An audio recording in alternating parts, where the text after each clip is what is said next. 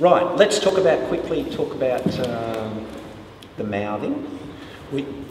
Mouthing is an extension of play from them. They don't have hands to play with as we do, so they use their mouth. It's perfectly natural. But if they're biting too hard or mouthing too hard, then you need to stop it and you need to communicate with them that they are doing something wrong. So, how do we communicate that to them? Well, we use, at a very sort of base level, a verbal growl that you're not appreciating what they're doing. So just oi, like a guttural growl, you say. They're puppies. They remember mum growling at them for playing too rough with her or the other puppies. It's something guttural, it's growly, it's something that they relate to. We don't ever use their name when we're telling them off, because their name really, they don't have an identity like we do. You know, my name's Alan, that's who I am, that's my identity. But to the dogs, Anna doesn't think that's me, that's who I am. It's a command to her. It's, yep, what would you like? What do you want? You know, did you call me? Like, it's more of a command to get their attention. It's not so much an identity. And that's been taught by positive process. For instance, if you call their name for dinner or whatever, then they know, oh, when I hear that sound, that name, my name, or not my name because it's not an identity, it's been a positive thing to respond to it. So, like any other command with dogs, if it's used in a positive way, they'll always respond to it. Now, actually, just one way that we can really reinforce their name is to actually... Ruby.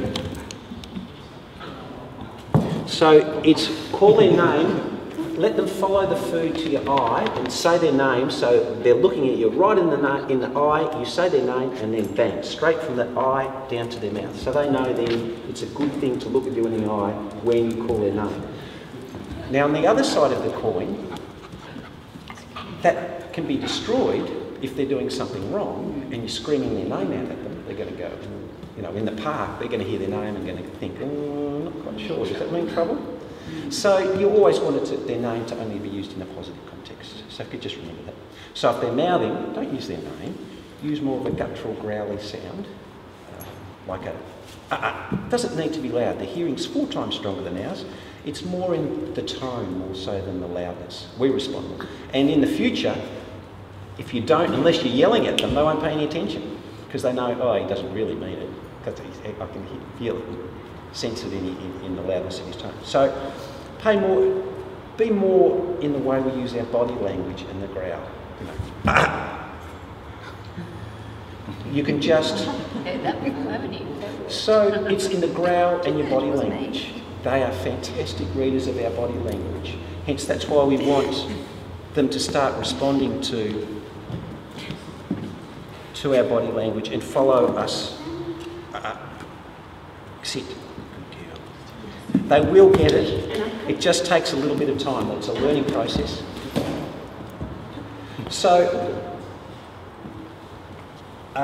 if you could start not using their name, using your body language as much as possible, which is what I'd like you to do. I'm a great believer that you really don't need any words to teach them. Yeah, use the word sit, and use the word stay, and use the word come, but overall try and use your body language. Respond to them, be in a calm way, in a settled but firm way, to either reprimand them if they're doing something wrong and reward them too. They love to be rewarded. They're quite greedy creatures in a lot of ways. They won't do anything unless they're going to get paid. Like, well, to us, we're the same. We wouldn't go to work unless we got paid. And if we got paid for doing nothing, then why would we go to work? Which brings me to the point is, don't reward them constantly for doing nothing. You know, just don't go over and give them a treat. Make them earn it. Not just a food treat, but also lots of cuddles and stuff. You know, they need... Overall, I mean, you're always going to cuddle your dog, and you know, just as part, because that's why you've got a dog. But don't go overboard with it. Just sometimes, you know, it's really got to be reward-based.